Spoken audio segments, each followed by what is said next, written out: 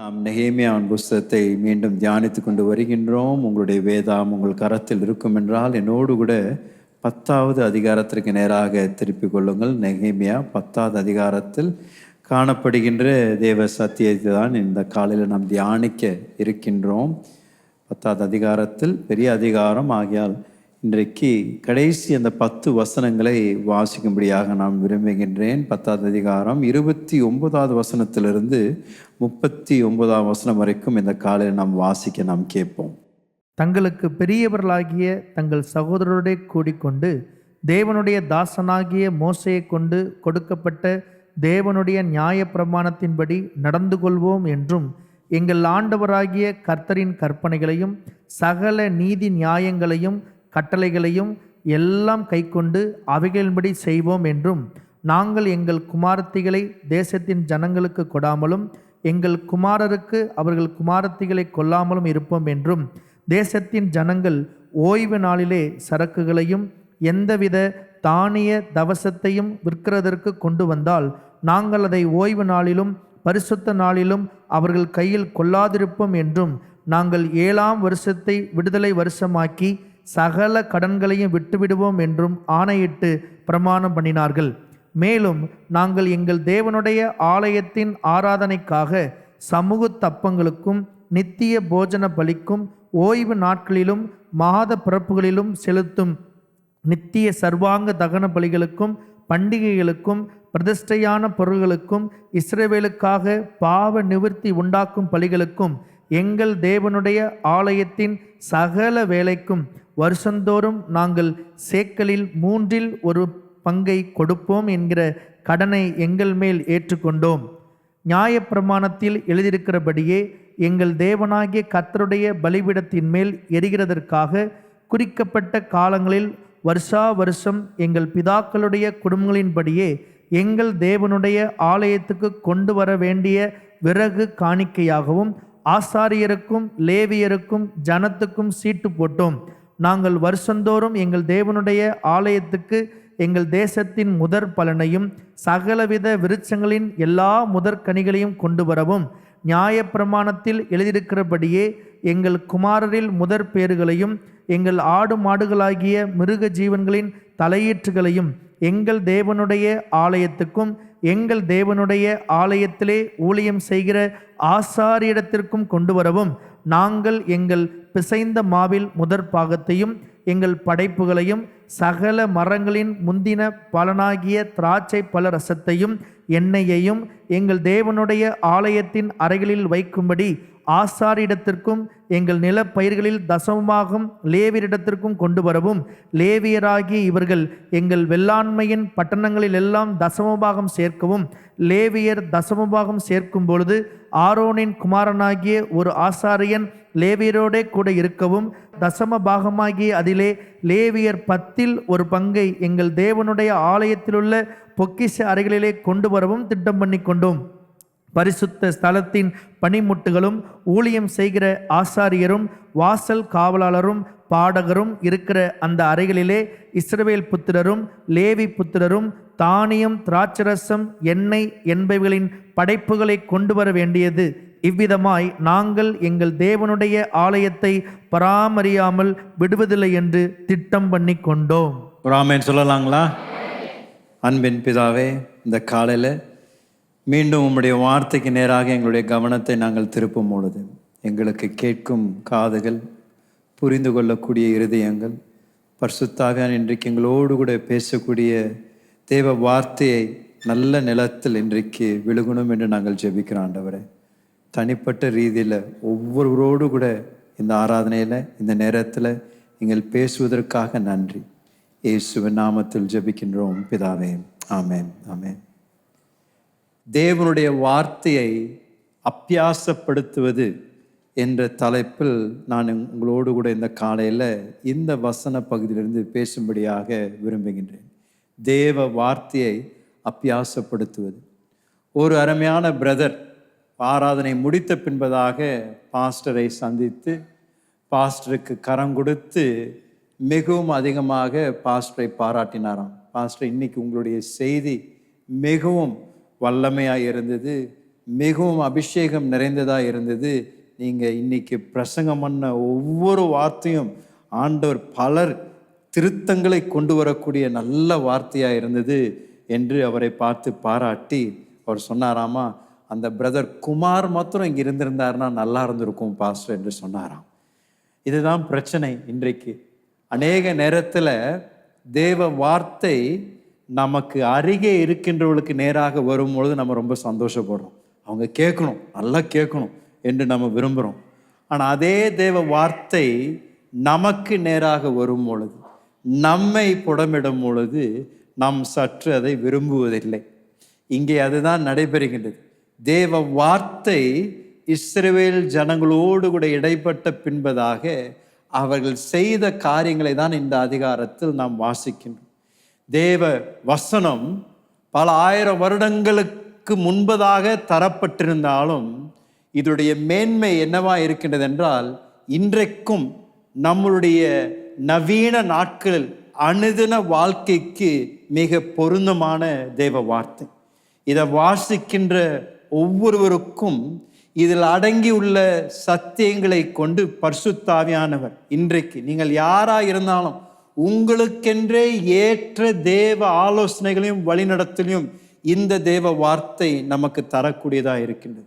என்னுடைய தனிப்பட்ட வாழ்க்கையிலும் நான் இந்த வார்த்தையை திறந்து வாசிக்கும் பொழுது நான் எப்படி ஒரு நல்ல ஒரு புருஷனாக இருக்கணும், ஒரு நல்ல ஒரு தகப்பனாக இருப்பது எப்படி, மற்றவர்களோடு கூட எப்படி நான் பழகணும், மனஸ்தாபங்களை நான் எப்படி கையாளணும், மற்றொரு இடத்துல நான் என்னத்தை செய்யணும், என் வேலையை நான் எப்படி செய்யணும், என் வார்த்தையில் நான் எப்படி இருக்கணும் என்று என்னுடைய அனுதின வாழ்க்கைக்கு நடைமுறையான அற்புதமான சத்தியங்கள் அடங்கியுள்ளது தான் தேவ வார்த்தை. இந்த தேவ வார்த்தை எப்பொழுது நம்மளுடைய வாழ்க்கையில கிரியை செய்ய ஆரம்பிக்கும் என்றால் அதை நாம் அபியாசப்படுத்தும் பொழுதுதான். தேவ வார்த்தையை கேட்பது நல்லது, தேவ வார்த்தைக்கு செவி கொடுப்பது நல்லது. ஆனால் அந்த வார்த்தையின் வல்லமையை நாம் எப்பொழுது நாம் அனுபவிப்போம் என்றால் அந்த வார்த்தையை நம்மளுடைய அனுதின நாட்களுக்கு அபியாசப்படுத்தும் பொழுதுதான். 8வது அதிகாரத்திலும் 9வது அதிகாரத்திலும் இஸ்ரவேல் ஜனங்கள் எருசலேம் பட்டணத்தில் அவர்கள் அந்த பாழாய் கடந்த அந்த மதிலை மீண்டும் கட்டண பின்பதாக ஒரு மிக அற்புதமான தேவ செயல் அங்க நடப்பதை நாம் பார்க்கின்றோம். ஆண்டவர் ஜனங்களோடு கூட சந்திக்கின்றார். கிட்டத்தட்ட 7 நாட்களுக்கு விடாமல் ஒவ்வொரு நாளும் அவர்கள் ஒன்றாக சபையாக கூடுகின்றார்கள், தேவ வார்த்தையை கேட்கின்றார்கள். அங்கே தேவ பிரசன்னம் இறங்கி வருகின்றது. அவர்கள் சாஷ்டாங்கமாக தேவனை ஆராதித்து அங்கே மிகப்பெரிய ஒரு எழுப்புதல் இருப்பதை நாம் பார்க்கின்றோம். இஸ்ரவேல் ஜனங்களுக்கு மத்தியில் ஒரு அற்புதமான எழுப்புதல் நடப்பதை நாம் பார்க்கின்றோம். எல்லாம் குடும்பமாக 6 மணி நேரம் நிற்கிறாங்க, தேவ வார்த்தையை கேட்கிறாங்க. ஆனா அது மாத்திரமல்ல, இதெல்லாம் நடந்து முடிந்த பின்பதாக இவர்கள் செய்த இந்த காரியம்தான் ஆண்டவருடைய வார்த்தையை அவர்கள் அபியாசப்படுத்துவதற்கு அடையாளமாக இருக்கின்றது.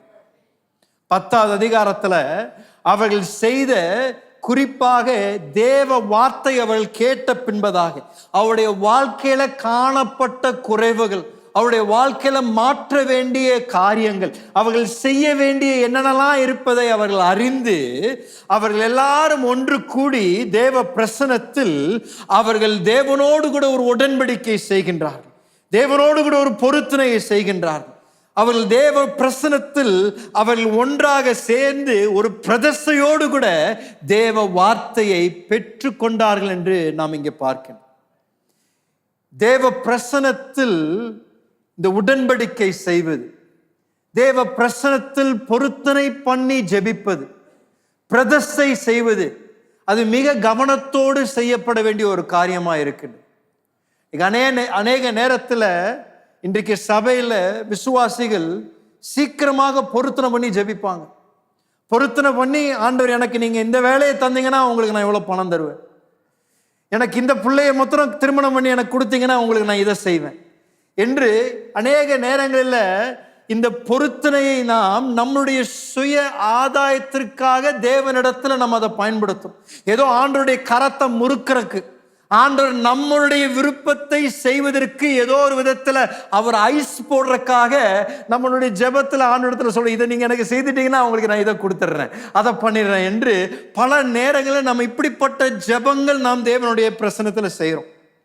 நான் ஒன்று சொல்லட்டும், நீங்க பொருத்தனை பண்ணாமையே ஆண்டவர் உங்களுக்கு அற்புதமான ஒரு வேலையை தர வல்லவருங்க. நீங்க பொருத்தனை பண்ணாமே ஆண்டவர் உங்களுக்கென்று ஏற்ற வாழ்க்கை துணையை ஆண்டவர் கொண்டு வர வல்லவர். அவர் உங்கள் மேல அதிகம் அன்பு வைத்திருக்கின்றார். தேவ வார்த்தை சொல்லுகின்றது, நாம் பாவியாய் இருக்கும் பொழுதே கிறிஸ்து நமக்காக மரித்தாராம். அப்படின்னா அவர் மரித்த பொழுது அவருடைய அன்பை வெளிப்படுத்தும் பொழுது ஆண்டவர் நம்மிடத்துல எதையும் கேட்ட ஒரு அன்பை வெளிப்படுத்தல. நாம் துரோகிகளாக பாவிகளாக இருந்த பொழுதே அவருடைய முழுமையான அன்பை வெளிப்படுத்திட்டார். அப்படின்னா என்ன சொல்றாருன்னா, என்னுடைய அன்பை நீ உன் வாழ்க்கையில அனுபவிக்கிறான், நீ எனக்கு எதுவும் செய்யணும்னு அவசியம் இல்லை, நான் ஏற்கனவே செய்துட்டேன். கிறிஸ்துவுக்குள் நாம் பரலோகத்தில் ஏற்கனவே உயர்ந்த இடங்கள் உட்கார வைக்கப்பட்டிருக்கின்றோம் என்று தேவ வார்த்தை சொல்லுகின்றது. அப்படின்னா இன்றைக்கு நாம் இந்த பொருத்தனை நாம் பண்ணும் பொழுது, ஒரு பிரதிஷ்டை எடுக்கும் பொழுது மிக கவனத்தோடு கூட அதை செய்வது அவசியம். அதை சும்மா ஏதோ தானோ என்று நாம் இந்த பொருத்தனைகளை செய்திடக்கூடாது. அது மிக ஜாக்கிரதையோடு கூட நாம் செய்வது அவசியம். நீங்க என்ன தப்பா புரிஞ்சுக்காதீங்க, நீங்க பொருத்தனை செய்வது தப்புன்னு நான் சொல்லலை, பிரதிஷ்டை எடுப்பது தப்புன்னு நான் சொல்லலை. ஏன்னா அது வேதத்தில் பல இடங்களில் நம்ம பார்க்குறோம். அன்னாள் தேவனுடைய ஆலயத்திற்கு வந்தார், அன்னாள் தேவனிடத்துல ஜெபித்த பொழுது பொருத்தனை பண்ணி தான் அவங்க ஜெபித்தார். நியாயாதிபதி புஸ்தகத்தில் 11ஆம் அதிகாரத்தில் எப்தா என்ற ஒரு மனிதன் ரொம்ப பரிதாபமான ஒரு பொருத்தனை பண்றார். அதோடைய விளைவுகள் மிக மோசமாக இருந்தது. புதிய ஏற்பாட்டில் அப்போஸ்தலனாகிய பவுலும் பொருத்தனை பண்றார். 18ஆம் அதிகாரத்தில் 21ஆம் அதிகாரத்தில் நீங்க வாசிக்கும் போது மீண்டும் அவள் பொருத்தனைகளை செய்து அதை நிறைவேற்றுவதை குறித்து நம்ம தேவ வார்த்தையில வாசிக்கணும். பொருத்தனைகள் நாம் எப்போ செய்யணும்னா, பரிசுத்த ஆவியானவர் நமக்குள்ள உந்தி ஒன்று செய்ய என்று சொல்லும் பொழுது அந்த பொருத்தனை செய்வதுதான் சரியான விதம். நம்முடைய சொந்த சுயத்தின் நன்மைக்காக பொருத்தனை செய்வதை காட்டிலும் பரிசுத்த ஆவியானவர் நம்முடைய வாழ்க்கையில இதை மாற்று, இதை விட்டு கொடு, இதை இப்படி செய்ய, இதை எனக்கு கொடு என்று அவர் நம்மிடத்துல இடைபடும் பொழுது, அப்பொழுது நாம் எடுக்கக்கூடிய பொருத்தனைகள், அப்பொழுது நம்ம செய்யக்கூடிய பிரதிஷ்டைகளுக்கு பரிசுத்த ஆவியானவரே நமக்கு உதவி செய்து அதை நிறைவேற்ற நமக்கு கிருபை தருவார். ஒரு ஆமென் சொல்லலாமா? ஒரு மனிதன் இப்படிதான் ஒரு பொருளாதார நெருக்கடியில் ஒரு ஜெபித்தாராமா, ஆண்டவரே எனக்கு கொஞ்சம் பணம் மிக அவசியமா தேவைப்படுது, எனக்கு எப்படியாவது உதவி செய்யுங்க ஆண்டவரே, எனக்கு நீங்க 1 லட்சம் தரணும், நீங்க 1 லட்சம் எனக்கு நீங்க பணத்தை கொடுத்தீங்கன்னா நான் உங்களுக்கு 20,000 ரூபாய் கொடுத்துறேன், எனக்கு ஆனால் அந்த மீதி காசு வேணும் ஆண்டவரே, ஏதாவது ஒன்று செய்து எனக்கு பண்ணுங்க ஆண்டவரேன்னு சொல்லி ரொம்ப மன்றாடி ஜெபித்தாராம். 1 வாரம் கழித்த பின்பதாக திடீர்னு அவருக்கு தெரியாம அவர் பேங்க் அக்கௌண்ட்ல 80,000 ரூபாய் யாரோ ஒருத்தர் கிரெடிட் பண்ணிட்டாங்க. அவருக்கு யார் இடத்துல இருந்து வந்தேன்னு தெரியலையாமா. பயங்கர சந்தோஷம், பயங்கர பரவசம். ஷோ, இப்படி காசு வந்துருச்சு, ஆண்டவர் என் ஜெபத்தை கேட்டுட்டாருன்னு சொல்லி உடனே முழங்கால் பண்ணிட்டு ஜெபம் பண்ணார். ஆண்டவரே, எனக்கு நீங்க கேட்ட ஜெபத்துக்கு நீங்க பதில் கொடுத்துட்டீங்க, நீர் எல்லாம் அறிந்திருக்கின்ற சர்வ ஞானி ஆண்டவரே, உமக்கு தெரியும் நான் கேட்ட மாதிரி 1 லட்சம் கொடுத்துருந்தீங்கன்னா அந்த 20,000 கொடுக்குறதுக்கு நான் கொஞ்சம் கஷ்டப்பட்டிருப்பேன், ஆனால் நீங்க ஏற்கனவே 20,000 வச்சுட்டு எனக்கு 80,000 ரூபாய் கொடுத்துட்டீங்க ஆண்டவரே, ரொம்ப நன்றி ஆண்டவரேன்னு சொன்னார். அதான் பிரச்சனை. ஏன்னா இந்த பொருத்தனை செய்யும் பொழுது, இந்த பிரதிஷ்டை செய்யும் பொழுது, இந்த உடன்படிக்கை செய்யும் பொழுது ஆண்டவர் நம்ம இடத்துல அதை எதிர்பார்க்கிறார். சும்மா வாயை திறந்து இதை செய்யறேன் அதை செய்யறேன்னு சொல்லி போட்டு அதை செய்யாமல் இருந்தோம் என்றால் அது மிகப்பெரிய ஒரு ஆபத்து. சில நேரம் தேவ பிரசனத்துல நாம் இந்த உடன்படிக்கைகளை பரிசுத்த ஆவியானவருடைய கிருபையின் மூலமாக, அவருடைய உந்துதல் மூலமாக செய்வது மிக மிக மிக முக்கியம். தேவனுடைய வார்த்தை சொல்லுகிறது, வாசிங்களேன். பிரசங்கி 5ஆம் அதிகாரம் 2வது வசனத்திலிருந்து 5ஆம் வசனம் வரைக்கும் தேவ வார்த்தை விதமாக சொல்கிறது. வாசிங்களேன். தேவ சமூகத்தில் துணிகரமாய் உன் வாயினால் பேசாமலும், துணிகரமாக வாயை திறந்து பேசிராத, மனம் பதறி ஒரு வார்த்தையும் சொல்லாமலும் இரு. பதற்றம் அடைஞ்சு எதையும் சொல்லிராத. தேவன் வானத்தில் இருக்கிறார், நீ பூமியில் இருக்கிறாய், ஆதலால் உன் வார்த்தைகள் சுருக்கமாய் இருப்பதாக. தொல்லையின் திரட்சியினால் சொப்பனம் பிறக்கிறது போல வார்த்தையின் திரட்சியினால் மூடனுடைய சத்தம் பிறக்கும். நீ தேவனுக்கு ஒரு பொருத்தனை பண்ணி கொண்டால் அதை செலுத்த தாமதியாதே. அவர் மூடரில் பிரியப்படுகிறதில்லை. நீ நேர்ந்து கொண்டதை செய். நீ நேர்ந்து கொண்டதை செய்யாமற் போவதை பார்க்கிலும் நேர்ந்து கொள்ளாதிருப்பதே நலம். ஒரு ஆமென் சொல்லலாமா? ஆண்டவருடைய வார்த்தை தான் போதிக்கின்றது. வாயை திறந்து ஒன்று பண்ணுவேன்னு சொல்றதுக்கு பதிலாக சொல்லாமே அதை பண்றது இன்னும் நல்லதுன்னு. ஆண்டுடைய பிரசனம், ஆண்டவரே நாளிலிருந்து நான் 10 அதிகாரம் வாசிக்க போறேன் ஆண்டவரே, உங்களுடைய பிரசனத்தில் அந்த பிரதேசம் செய்கிறேன். ஏன் வாய் திறந்து அப்படி சொல்லணும்? நாளைக்கு நீங்கள் பேசாமல் திறந்து முதல்ல வாசிக்க ஆரம்பிங்க, முதல்ல அதை பண்ண ஆரம்பிங்க. அதை பண்ணி தேவனை மகிமைப்படுத்துறது இன்னும் நல்ல சிறந்த காரியம். வாயை திறந்து இதை நான் செய்ய போகிறேன், அப்படி இருக்க போகிறேன், இப்படி இருக்க போகிறேன்னு சொல்லி போட்டு அது செய்யாமல் இருக்கும் பொழுது இந்த நீதியின் தேவன், வாக்கு மாறாத தேவன் நம்மிடத்தில் அவர் எப்படி இடைபடுறாரோ அதே போல் நாமும் இருக்க விரும்புகிறார். ஆனால் நம்ம வாயை திறந்து தேவ பிரசனத்தில் எதை சொன்னாலும் அதை நிறைவேற்றுவதற்கு தேவன் நம்ம இடத்துல எதிர்பார்க்கிறார். இது இன்னொரு பெரிய ஆபத்து என்னன்னா, இப்படி பொருத்தனை பண்ணி ஜெபிக்கும் பொழுது அந்த ஜெபங்களுக்கு பதில் வரும் பொழுது நம்ம என்ன செய்துறோம்னா, இன்னொரு பெரிய தப்பு, நம்ம அந்த செய்த தேவனுக்கு மகிமை செலுத்துறதுக்கு பதிலாக அந்த பொருத்தனையை மேன்மை பாராட்டும். ஆண்டவரிடத்துல நான் இப்படி சொல்லி ஜெபிச்சேன், இப்படி பொருத்தனை பண்ணி நான் ஜெபிச்சேன், ஆனால் ஆண்டவர் எனக்கு இது செய்துட்டாரு. ஐயா, உங்க பணம் அவருக்கு வேண்டாம், அவருக்கு தேவையில்லை, எந்த விதத்தில் அவர் கேட்கவும் இல்லை உங்க பணத்தை. நீங்க எதுவும் கொடுக்காம அவருடைய அன்புல உங்களை நடத்த அவர் வல்லவர். அதனால நாம் மிக கவனத்தோடு கூட இந்த உடன்படிக்கைகள், இந்த பொருத்தனைகள், இந்த பிரதிஷ்டைகளை செய்வது மிக அவசியம். இஸ்ரவேல் ஜனங்க இதுதான் இங்க செய்யறாங்க. தேவ பிரசனத்துல ஒரு வாரம் முழுவதும் தேவ வார்த்தை கேட்ட பின்பதாக, நியாயப்பிரமாணம் அவங்களுக்கு வாசிக்கப்பட்ட பின்பதாக அவங்களுடைய இருதயம் குத்தப்படுகின்றது, இருதயங்கள் திருப்பப்படுகின்றது. அப்பொழுது இவர்கள் எல்லாம் சேர்ந்து 4 காரியங்களை தேவ பிரசனத்துல உடன்படிக்கையாக அவர்கள் செய்கின்றார்கள் இந்த அதிகாரத்தில். அதுதான் இன்றைக்கு நான் உங்களோடு கூட பேசும்படியாக விரும்புகிறேன். இந்த 4 காரியங்களை அவர்கள் தேவ வார்த்தையை தங்களுடைய வாழ்க்கையில அபியாசப்படுத்துவதை நம்ம இங்க பார்க்கிறோம். முதலாவது அவங்க செய்யக்கூடியது, சபையாக தேவனுடைய வார்த்தையை அவர்கள் அபியாசப்படுத்துகின்றார். சபையாக இந்த 10வது அதிகாரத்துல இந்த முதல் 24, 27 வசனங்களை வாசித்தீங்கன்னா மிகப்பெரிய ஒரு பட்டியல் தான் கொடுக்கப்படுகிறது, பெயர் பட்டியல். ஏன்னா அநேக பெயர்களை சொல்லி யாரெல்லாம் வந்து ஒன்று சேர்ந்து இந்த உடன்படிக்கை செய்து கையெழுத்து போட்டாங்க என்று அங்க தேவ வார்த்தை நமக்கு சொல்லுகின்றது. இவர்கள் யார் என்று நீங்கள் கவனித்தீர்கள் என்றால், இவர்கள் லேவியர்கள், தேவ பிரசனத்தில் ஊழியர் செய்யக்கூடிய ஊழியர்கள். அது மாத்திரமல்ல, தேசத்தின் தலைவர்கள், கோத்திரத்தின் தலைவர்கள். ஒவ்வொரு கோத்திரத்திலிருந்து தலைவர்கள் முன்பதாக வந்து அவருடைய கோத்திரத்தின் சார்பாக நாங்கள் தேவ வார்த்தையை கேட்டிருக்கின்றோம், தேவ வார்த்தைக்கு நாங்கள் இப்பொழுது எங்களை ஒப்பு கொடுத்து இன்றிலிருந்து நாங்களும் எங்கள் கோத்திரமும் நாங்களும் எங்களோடு கூட இருக்கின்ற யாவரும் தேவ வார்த்தைக்கு கீழ்ப்படிந்து நடப்போம் என்று அவர்கள் தேவ வார்த்தையை அபியாசப்படுத்துகின்றார். அங்க நீங்க பார்க்கும் பொழுது அவர்கள் மோசேயின் நியாயப்பிரமாணத்தை அவர்கள் கையாளுவோம், தேவ வார்த்தையை நாங்கள் அதற்கு கீழ்ப்படிவோம் என்று சொல்றாங்க. அப்படின்னா இன்னொரு விதத்தில் சொல்லணும்னா அவங்க சொல்றாங்க, தேவன் மோசேக்கு தந்திருந்த அந்த கட்டளைகள் வெறும் மோசேக்கு தேவன் தந்தார் என்று நாங்கள் புரிந்து கொள்ளல, அது தேவன் எங்களுக்கு மோசேயின் மூலமாக நியாயப்பிரமாணமாக தந்தார் என்பதை ஏற்றுக்கொண்டு, அது மோசேயின் கட்டளைகள் அல்ல, தேவன் எங்களுக்கு நடக்கும்படியாக வாழும்படியாக தந்திருக்கின்ற கட்டளைகள், அதற்கு நாங்கள் எங்களை கீழ்ப்படுத்துவோம் என்ற ஒரு ஒப்பந்தத்தையும் உடன்படிக்கையும் செய்கின்றார். அப்படின்னா நாமும் இன்றைக்கு காலையில் சபையாக கூடி வந்திருக்கின்றோம். தேவ பிரசனத்தில் சபையாராக உட்கார்ந்திருக்கும் பொழுது நாம் செய்யக்கூடிய ஒரு மிக முக்கியமான செயல், இந்த தேவ வார்த்தைக்கு நாம் நம்மை ஒப்பு கொடுப்பது. நாம் என்ன சொல்றோம்னா, இந்த தேவ வார்த்தையானது பரிசுத்தாவியானுடைய உந்துதல்னால எழுதப்பட்டிருக்கின்ற தெய்வீக வார்த்தைகள். இதில் அடங்கியுள்ள ஒவ்வொரு எழுத்தும், ஒவ்வொரு புள்ளியும், ஒவ்வொரு காமாவும் தேவன் அவருடைய பரிசுத்தாவியானால எங்களுக்கு தந்திருக்கின்ற தேவ வார்த்தை. இதில் இருக்கக்கூடிய ஒவ்வொரு வார்த்தையும் எனக்காக, என்னுடைய வாழ்க்கைக்காக தேவன் தந்திருக்கின்றார். இதில் என்னுடைய சௌரியத்திற்காக எனக்கென்று இந்த வார்த்தையில நான் தெரிந்து கொள்ள போறதில்லை. இதில் என்ன எழுதியிருக்கின்றதோ அதற்கு நான் என்னை முழுவதும் ஒப்பு கொடுத்து அதற்கு முழுவதும் கீழ்ப்படிய தேவ வார்த்தைக்கு நான் என்னை சமர்ப்பிக்கிறேன் என்று ஒரு சபை சொல்லும் பொழுது தேவ ஆசீர்வாதம் அந்த சபையின் மேல் வருகின்றது. தேவ வார்த்தையை நாம் பிரித்து இது நான் எடுத்துக்கிறேன், இது எனக்கு வேண்டான்னு சொல்ல முடியாது. ஒன்னா முழுமையா கீழ்ப்படுகிறோம், இல்லைன்னா முழுமையாக அதை விட்டு வெளியே போகிறோம். நடு எங்கேயுமே இல்லைங்க.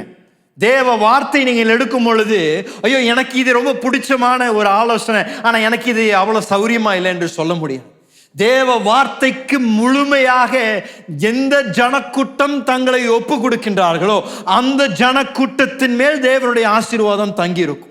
அன்றைக்கு இஸ்ரவேல் ஜனங்கள் தான் சொல்றாங்க, இந்த நியாயப்பிரமாணம் எங்களுக்கு மத்தியில் வாசிக்கப்பட்ட இந்த நியாயப்பிரமாணம் ஏதோ மோசேயின் வார்த்தைகள் அல்ல, மோசே எங்களுக்கு கொடுத்த ஆலோசனை இல்லை, தேவனால் உரைக்கப்பட்ட கட்டளைகளுக்கு நாங்கள் எங்களுடைய காதுகளை செவி கொடுத்து அதற்கு கீழ்ப்படிந்து நடப்போம் என்று எங்களையும் எங்களுடைய ஜாதிகளையும் எங்களுடைய கோத்திரங்களையும் நாங்கள் ஒப்பு கொடுத்து தேவ பிரசன்னத்தில் நாங்கள் இந்த உடன்படிக்கையை செய்கிறோம் என்று சொல்கின்றார். அது மாத்திரமல்ல, அவள் செய்த இன்னொரு முக்கியமான ஒரு காரியம், இஸ்ரவேல் ஜனங்களை தேவன் தெரிந்து கொள்ளும் பொழுது அவர்களை ஜாதிகளுக்கு சாட்சியாக இருக்கும்படியாக தேவன் இஸ்ரவேலை தெரிந்து கொண்டார். இஸ்ரவேலை தேவன் பிரித்தெடுத்து ஜாதிகள் மத்தியிலிருந்து, தேசங்கள் மத்தியிலிருந்து பிரித்தெடுத்து எல்லா தேசங்களுக்கும் எல்லா ஜாதிகளுக்கும் யெகோவா தேவன் என்று பிரதிபலிக்கும்படியாக தேவன் யூதர்களை தேவன் தெரிந்து கொண்டு அவர்கள் மூலமாக தேவனுடைய மகிமை வெளிப்படுத்தும்படியாக விரும்பினார். அதை தான் இங்கே மீண்டும் 10ஆம் அதிகாரத்தில் இஸ்ரவேல் ஜனம் சொல்றாங்க, ஆண்டவரே நாங்க பாவம் செய்துட்டோம், எங்களுடைய வாழ்க்கையில மற்ற தேசங்களோடு கூட நாங்க கலப்படம் ஆயிட்டோம், ஆனா இன்றைக்கு உம்முடைய பிரசன்னத்தில் நாங்கள் செய்யக்கூடிய உடன்படிக்கை மீண்டும் பிரதிஷ்டையோடு கூட மீண்டும் ஒரு பரிசுத்த ஜன கூட்டமாக உமக்காக உம்முடைய மகிமையை வெளிப்படுத்தக்கூடிய ஒரு ஜாதியாக நாங்கள் இருக்கும்படியாக தேவ பிரசன்னத்தில் நாங்கள் இந்த உடன்படிக்கை செய்கின்றோம் என்று தேவ வார்த்தையை அபியாசப்படுத்துறார். இந்த நாட்களில், கடைசி நாட்களில் தேவனுடைய பிரதான நோக்கம் அவருடைய சபையை பயன்படுத்தி அவருடைய அற்புத மகிமையை தேவன் வெளிப்படுத்தும்படியாக விரும்புகின்றார். அப்படி என்றால் இன்றைக்கு இந்த அரங்கத்தில் உட்கார்ந்திருக்கின்ற நீங்களும் நானும் சாதாரணவர்கள் அல்ல.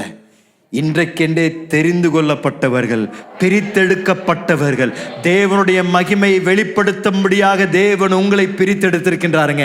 இந்த பட்டணத்திலையும் நீங்க வசித்திருக்கின்ற வீதியிலையும் தேவன் உங்களை பிரித்தெடுத்து அவருடைய மகிமை வெளிப்படுத்தும்படியாகவே, இந்த உலகத்திற்கு தேவனுடைய மேன்மையை வெளிப்படுத்தும்படியாகவே உங்களையும் என்னையும் தேவன் பிரித்தெடுத்திருக்கின்றார். நீங்களும் நானும் தெரிந்து கொள்ளப்பட்டவர்கள், பரிசுத்தமானவர்கள். தேவ கரம் உங்கள் மேல் இருக்கின்றது. பாவத்தில் இருளில் இருந்த நம்மை தேடி வந்து தூக்கி எடுத்த தேவன் உங்களை கொண்டு என்னை கொண்டு அவருடைய அற்புத ஞானத்தையும் அவருடைய கிருபையும் அவருடைய மகிமையும் வெளிப்படுத்தும்படியாக தேவன் விரும்புகின்றார். இன்றைக்கு நமக்கு தேவை அந்த பரிசுத்தம். நமக்கு தேவை பிரித்தெடுக்கப்பட்ட ஒரு வாழ்க்கை. உலகத்தோடு கூட கலப்படம் இருக்கக்கூடிய வாழ்க்கை இல்லை. உலகத்திலிருந்து பிரித்தெடுக்கப்பட்டவர்கள், உலகத்தில் வாழ்ந்தாலும் உலகத்தோடு கூட ஒத்து போகக்கூடிய ஜனக்கூட்டம் இல்லை. உலகத்தில் வாழ்ந்தாலும் உலகத்தின் ஆசைகளை பின்னாடி ஓடக்கூடிய ஜனக்கூட்டம் இல்லை. தேவனையும் அவரை மகிமைப்படுத்தும் நம்முடைய பிரதான பிரியமாய் இருந்து பிரித்தெடுக்கப்பட்ட ஒரு ஜாதி கூட்டமாய் இருப்போம் என்றால் நான் சொல்றேன், இந்த பட்டணத்திலையும் சரி இந்த தேசத்திலையும் சரி தேவன் சபையை பயன்படுத்தி அவருடைய அற்புத கிருபையும் அவருடைய மகிமையை வெளிப்படுத்த வல்லவராயிருக்கிறார். இது தேவ வார்த்தையை அபியாசப்படுத்துவதுங்க ஐயா. இது நம்முடைய ஜெபமா இருக்கணும். ஆண்டவரே, இந்த பட்டணத்துல எங்கள் ஒரு சபையாக எங்களை தெரிந்து கொண்டிருக்கின்றீர்களே, அதுக்கு ஒரு நோக்கம் இருக்கணும்ல, அதுக்கு ஒரு பிரதான ஒரு முகாந்திரம் இருக்கணும்ல. அதற்கு நாங்கள் எங்களை ஒப்பு கொடுத்து எங்களுடைய அனுதின வாழ்க்கை நாங்கள் வாழும் பொழுது நாங்கள் பிரித்தெடுக்கப்பட்டவர்கள், நாங்கள் ஒரு பரிசுத்த ஜாதி. எங்களுடைய சாட்சி, எங்களுடைய நடக்கை, எங்களுடைய பேச்சு, நாங்கள் எப்படி எங்கள் வியாபாரத்தை செய்கிறோம், அதில் எல்லாவற்றிலும் நாங்கள் மிகவும் கவனமாக இருந்து ஜனங்கள் எங்களை பார்க்கும் பொழுது நாங்கள் தேவ பிள்ளைகள், தேவ சாயல் எங்களுக்குள் இருக்கின்றது என்ற ஒரு விருப்பத்தோடு கூட நாங்கள் எங்கள் வாழ்க்கையை வாழ விரும்புகிறோம் என்று அவருடைய பிரசன்னத்தில் நாம் அந்த உடன்படிக்கை செய்கின்றோம். அதுதான் இந்த இஸ்ரவேல் ஜனங்கள் செய்கின்றார். முதலாவது அவர்கள் செய்யக்கூடியது சபையாக தேவ வார்த்தையை அவர்கள் அபியாசப்படுத்துகின்றார். இரண்டாவது அவங்க செய்தது குடும்பமாக தேவ வார்த்தையை அவர்கள் அபியாசப்படுத்துகின்றார். தேவ வார்த்தை குடும்பங்களுக்கு பல கோணங்களில் அபியாசப்படுத்தப்படலாம். ஆனால் இன்றைக்கு நாம் இந்த வசன பகுதியில் பார்க்கக்கூடிய இந்த உதாரணத்தை பயன்படுத்தி நான் பேசும்படியாக விரும்புகிறேன். இங்கே இருக்கக்கூடிய இந்த முக்கியமான அவர்கள் செய்த அந்த பிரதிஷ்டை, அவர்கள் செய்த அந்த உடன்படிக்கை, அவங்க என்ன சொல்றாங்கன்னா, வாசிங்களேன், அந்த 30ஆம் வசனம் வாசிங்களேன். நாங்கள் எங்கள் குமாரத்திகளை தேசத்தின் ஜனங்களுக்கு கொடாமலும், நாங்கள் எங்கள் குமாரத்திகளை தேசத்தின் ஜனங்களுக்கு கொடாமலும், எங்கள் குமாரருக்கு அவர்கள் குமாரத்திகளை கொல்லாமலும் இருப்போம் என்றும். தேவ பிரசனத்துல நியாயப்பிரமாணம் வாசிக்கப்படுவதை கேட்கிறாங்க. கேட்ட பின்பதாக முதலாவது செய்கிற உடன்படிக்கை, நாங்கள் இப்பொழுது பரிசுத்த ஒரு ஜனக்கூட்டமாக இருப்போம், தேசங்களுக்கு சாட்சியா நாங்கள் வாழுவோம் ஆண்டவரே என்று ஒரு உடன்படிக்கை செய்கிறாங்க. இரண்டாவது அவங்க செய்யக்கூடிய உடன்படிக்கை, குடும்பம் குடும்பமாக இந்த தேவ வார்த்தையை அவங்க அபியாசப்படுத்துறாங்க. ஆண்டருடைய விருப்பமும் ஆண்டவர் அவங்களுக்கு கொடுத்திருந்த கட்டளையும், முதலிருந்தே ஆண்டவர் சொன்னது, யூதர்களை ஒரு தேசமாக தேவன் தெரிந்து கொண்ட முதல் நாளிலிருந்து அவங்களுக்கு சொன்ன தேவ கட்டளை என்னன்னா, உங்களுக்குள்ள கலப்படம் இருக்கக்கூடாது, புறஜாதிகளோடு கூட உங்க பிள்ளைகள் திருமணமாக கூடாது. ஏன் ஆண்டவர் அதை தெளிவாக கட்டளையாக கொடுத்தார் என்றால், ஆண்டவருக்கு நல்ல தெரியும், தேவ ஜனம் அவரை விசுவாசிக்காத மற்றவர்களோடு கூட இணையும் பொழுது அவருடைய இருதயங்கள் திருப்பப்படும், தேவனை விட்டு தூரம் போய் விடுவார்கள், அவளுக்குள் இருக்கின்ற மதிப்பீடுகள் காணாமல் போய்விடும். ஆகையால் ஆண்டவர் எச்சரிக்கையாகவே இஸ்ரவேல் தேசத்திற்கு கொடுத்த ஒரு கட்டளை, நீங்கள் எனக்கென்று பிரித்தெடுக்கப்பட்டவர்கள், ஆனால் உங்களுக்குள்ள ஒரு கலப்படம் இருக்கக்கூடாது, நீங்கள் மற்றோடு கூட தவறான விதத்தில் இணைக்கப்படக்கூடாது என்று ஆண்டவர் சொல்லியிருந்தார். ஆனால் நீங்க இஸ்ரவேல் தேசத்துடைய சரித்திரத்தை வாசிக்கும் பொழுது மீண்டும் மீண்டும் இதில் தவறுறாங்க, மீண்டும் மீண்டும் இதுக்கு அனுமதி கொடுத்துடுறாங்க. அவருடைய பிள்ளைகள் புறஜாதிகளோடு கூட திருமணம் பண்றாங்க. அதை நீங்க வாசிக்க அந்த திருமணம் பண்ண பின்பதாக அதோடைய விளைவுகளை பார்க்கும் பொழுது, ஆண்டவர் எதை குறித்து எச்சரிக்கை கொடுத்தாரோ அதே சம்பவம் அவங்க வாழ்க்கையில நடக்க ஆரம்பிக்கிறது. தேவனை விட்டு தூரம் போறாங்க, இருதயங்கள் திருப்பப்படுகின்றது, உலகத்தில் காணப்படுகின்ற கலாச்சாரம் தேவ ஜனங்களுக்குள் காணப்பட ஆரம்பிக்கின்றது, விக்கிரகங்களை ஆராதிக்க ஆரம்பிக்கின்றார்கள். ஆண்டவருக்கு அது மிகப்பெரிய ஒரு வேதனையை கொண்டு வருகின்றது. இந்த இடத்துல குடும்பமாக தேவ வார்த்தை எப்படி அபியாசப்படுத்துறாங்க, ஆண்டவரே இன்றிலிருந்து நாங்கள் ஒரு உடன்படிக்கை செய்கிறோம், எங்களுடைய பிள்ளைகளையும் எங்களுடைய மகன்களையும் எந்த விதத்திலையும் புறஜாதிகளோடு கூட இணையும்படியாக நாங்கள் அனுமதி கொடுக்க மாட்டோம் என்று ஒரு உடன்படிக்கை செய்கின்றார். 2000-4000 வருடங்களுக்கு முன்பதாக சத்துரு பயன்படுத்தின ஆயுதத்தை இன்றைக்கும் பயன்படுத்தி கொண்டிருக்கின்றார். இன்றைக்கும் சபைகளுக்குள் இருக்கின்ற அநேக குடும்பங்களுக்கு இது ஒரு மிகப்பெரிய ஒரு பிரச்சனை. அநேக குடும்பங்கள்ல பிள்ளைகள் ரட்சிக்கப்படாதவர்கள், ஞானஸ்தானம் எடுக்காதவர்களோடு கூட திருமணம் நடக்குது. பிள்ளைகள் இப்படிப்பட்ட தீர்மானங்களை எடுத்து இன்றைக்கு அநேகருடைய வாழ்க்கையில மிகப்பெரிய வேதனை, மிகப்பெரிய பிரச்சனை. ரட்சிக்கப்படாதவர்களோடு கூட அநேக திருமணங்கள் இன்றைக்கு அது ஒரு சாதாரணமான காரியமாய் மாறிக்கொண்டு வருகின்றது. சில நேரத்தில் திருமணத்திற்கு ஒரு வாரத்துக்கு முன்னாடி ஞானஸ்தானம் எடுக்கிறாங்க, ஞானஸ்தானம் எடுத்து அப்புறம் திருமணம் பண்ணிக்கிறாங்க. நான் கேட்குறேன், ஏங்க ஞானஸ்தானம்? அவங்க குளிச்சாவே போதுமே வீட்டில். ஏன்னா ஞானஸ்தானத்திற்கு ஒரு அர்த்தம் இருக்கின்றது, ஞானஸ்தானத்திற்கு ஒரு சத்தியம் உண்டு. எதற்காக ஞானஸ்தானம் எடுக்கணும் என்று அறிஞ்சு எடுக்கணும். சும்மா ஒரு திருமணத்தில் ஒரு ரெஜிஸ்டர்ல கையெழுத்து போடணுன்றக்காக ஒரு பிள்ளையோ ஒரு பையனோ நீங்க ஞானஸ்தானம் எடுக்க வைத்தீங்கன்னா அதுல இருந்து என்னங்க பிரயோஜனம்? அதே பரிசேயர் சதுசேயர் செய்ததானே இன்னைக்கு நாமளும் செய்யறோம்.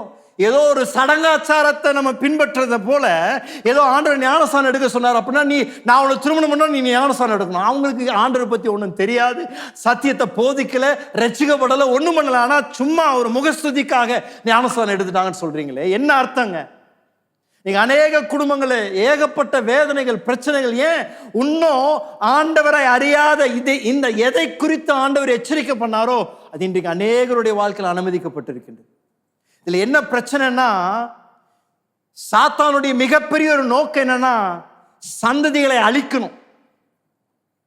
சந்ததிகள் தேவ ஜனம் சந்ததியாக ஆசீர்வதிக்கப்படக்கூடாது. அது எப்படி செய்யறான்னா, நல்ல ஆவிக்குரிய குடும்பங்கள், தேவனுக்குள்ள வந்திருப்பாங்க, தலைமுறை தலைமுறையாக தேவனுக்குள் இருப்பாங்க. ஆனா ஒரே ஒரு நபர் எடுக்கிற தீர்மானத்துல அதற்கு பின்பதாக வரக்கூடிய சந்ததிகள், அதுக்கு பின்பதாக வரக்கூடிய தலைமுறைகளை தேவனுடைய தூரம் திருப்பிடுறோம். எவ்வளோ ஒரு பெரிய அழிவு, எவ்வளோ ஒரு பெரிய ஒரு சேதம். இன்னைக்கு நம்ம அதை விட்டு வைத்திருக்கிறோம். வாலிப தம்பி, வாலிப தங்கச்சி, என்னுடைய வார்த்தையை கேட்டுக்கொண்டிருக்கணும். உங்களை பார்த்து நான் கேட்கிறேன், இயேசுவை நேசிக்காத ஒரு பையனை பின்னாடி நீங்க போறீங்களே, இயேசுவை நேசிக்காத ஒரு புள்ள பின்னாடி போறீங்களே, ரட்சிக்கப்படாத ஒரு நபரை பின்னாடி போறீங்களே, நான் உங்களை கேட்கிறேன், நீங்க ரட்சிக்கப்பட்டிருக்கிறீங்களா? நீங்க இயேசுவை நம்புறீங்களா? நீங்க ஆண்டவரோடு கூட நடக்கிறீங்களா? ஏன்னா உண்மையா நீங்க ஆண்டவரோடு கூட நடக்கிற ஒரு நபரா இருந்தீங்கன்னா, ஆண்டவரோடு கூட ஒரு உறவு இருக்குன்னா, உங்களுடைய பிரதான ஆசையும் பிரியமும் அவரை பிரியப்படுத்தணும் தானே விரும்புவீங்க, அவருடைய வார்த்தைக்கு கீழ்ப்படியும் தானே விரும்புவீங்க. அவருடைய பிள்ளை என்று சொல்லிவிட்டு எப்படிங்க நீங்க தேவனை நம்பாத, விசுவாசிக்காத ஒரு நபரை தேடி போறீங்க? அநேகருடைய வாழ்க்கையில் இந்த பிளவு பிரச்சனைகள். இன்னைக்கு எல்லாம் நல்லா தான் இருக்கும். இன்னைக்கு எல்லாம் சொல்லுவாங்க, ஓ ஞானஸ்தானம், ஞானம் எடுக்கணுமா, நான் சர்ச்சுக்கு வரணுமா, வரேன், ரட்சிக்கப்படணும், எல்லாம் பண்ணிடுறேன். எங்க பிரச்சனை வரும்னா, ஒரு 3 மாசம் கழிச்சு தான் பிரச்சனை வரும். நீங்க சர்ச்சுக்கு போறேன்னு பேகை தூக்குறீங்கல்ல, அப்ப கேட்பான் அவன், ஏய் எங்க போற? நான் இங்க போகணும்னு யோசிச்சிருக்கேன், நீ அங்க போக முடியாது, என் கூட தான் நீ வருவ அப்படின்னுவான். பிள்ளையை நீங்க பெத்த பிறகு உங்க பிள்ளையை எப்படி வளர்க்க போறீங்க? தேவ வசனத்துல வளர்க்க போறீங்களா? அனுமதி கிடைக்கும் நினைக்கிறீங்களா? கேட்பாங்க, எதுக்கு பைபிள், எதுக்கு வீட்டுல பைபிள், எடுத்துட்டு போய் வெளியே வை. திருமணம் ஆறக்கு முன்னாடி எல்லாம் பண்ணுவாங்க, திருமணம் ஆன பின்பதாக கதையே மாறிடும்.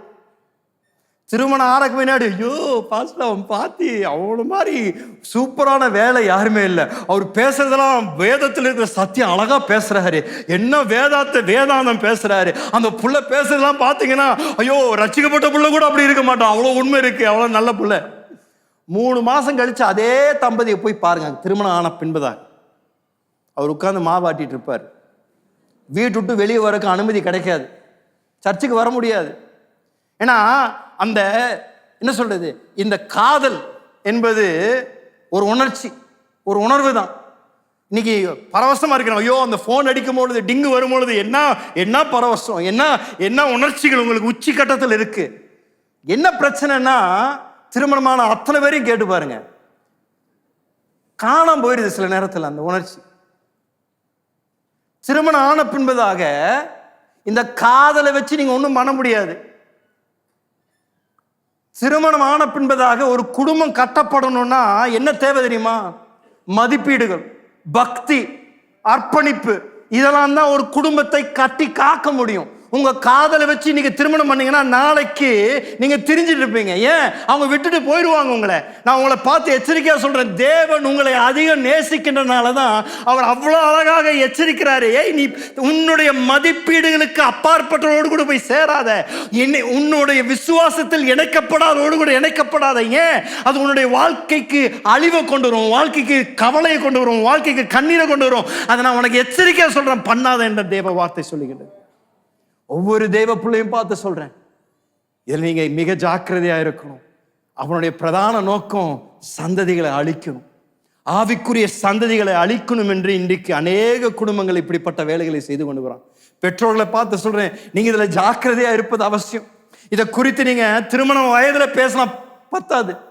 உங்க பிள்ளைக்கும் பையனுக்கும் 25 வயசுக்கு பிறகு வந்த பிறகு நீங்க நீ ரட்சிக்கப்படாதவங்களை திருமணம் பண்ணான்னு சொன்னீங்கன்னா ஒன்றும் பிரயோஜனம் இல்லைங்க. சின்ன வயதுல இருந்து 15 வயசுல இருந்து 16 வயசுல இருந்து அவனுக்கு சொல்லி கொடுங்க. ஒரு நாளைக்கு நீ திருமணம் பண்ண போற, ஆனா திருமணம் பண்ணும் பொழுது நீ ஜாக்கிரதையா இருந்துக்கப்பா. இயேசுவை நம்பாதவர்கள், ரட்சிக்கப்படாதவர்கள், ஞானஸ்தானம் எடுக்காதவர்களை நீ திருமணம் பண்ணினா இதுதான் நடக்கும், இப்படிதான் வாழ்க்கையில் இருக்கும் என்று அந்த சின்ன வயதுல இருந்து அவங்களை நீங்க எச்சரிச்சீங்கன்னா, அப்பொழுது தேவ வார்த்தையின்படி அவங்கள தேவ வார்த்தையில போதித்தீங்கன்னா அந்த இடத்தை விட்டு அவங்க நீங்க மாட்டாங்க, விலகி போக மாட்டாங்க. இஸ்ரவேல் ஜனங்கள் அன்றைக்கு தேவ பிரசனத்துல தேவ வார்த்தை கேட்ட பின்பதாக அவள் மனம் திரும்பினது மாத்திரமல்ல, அவள் ஒரு உடன்படிக்கை செய்கின்றாள்.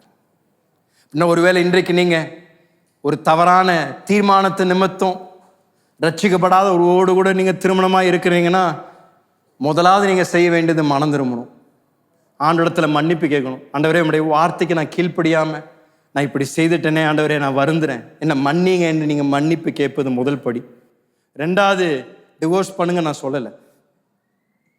ரெண்டாவது, இருக்கிற திருமணத்தையே மீண்டும் கட்டி எழுப்ப தேவன் வல்லவராக இருக்கின்றார்.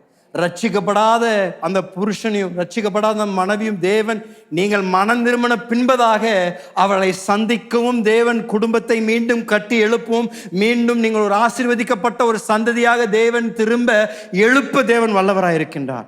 ஆனால் முதலாவது இஸ்ரவேல் ஜனங்கள் செய்தது போல, ஆண்டவரே எங்களை மன்னியுங்க, இந்த உடன்படிக்கை இந்த பிரதிஷ்டையை நாங்கள் செய்கிறோம், நாங்களும் எங்களுடைய குடும்பமும் எங்களுடைய சந்ததியும் உங்களை பின்பற்றி உமக்கு முதல் இடத்தை கொடுத்து நாங்கள் எங்கள் வாழ்க்கையை வாழ்வோம் என்ற ஒரு தீர்மானம்.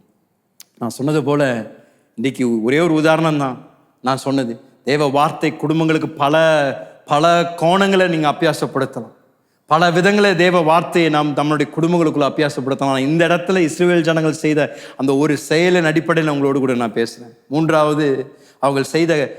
மூன்றாவது தேவனுடைய வார்த்தை எப்படி அபியாசப்படுத்தினார்? அவனுடைய வேலைகளுக்குள்ள தேவனுடைய வார்த்தையை அபியாசப்படுத்தினார்.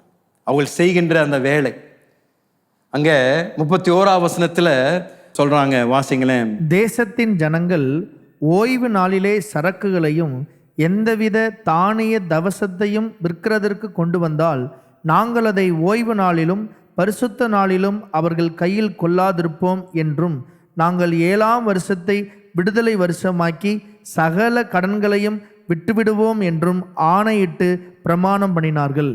ஒரு ஆமென் சொல்லலாமா?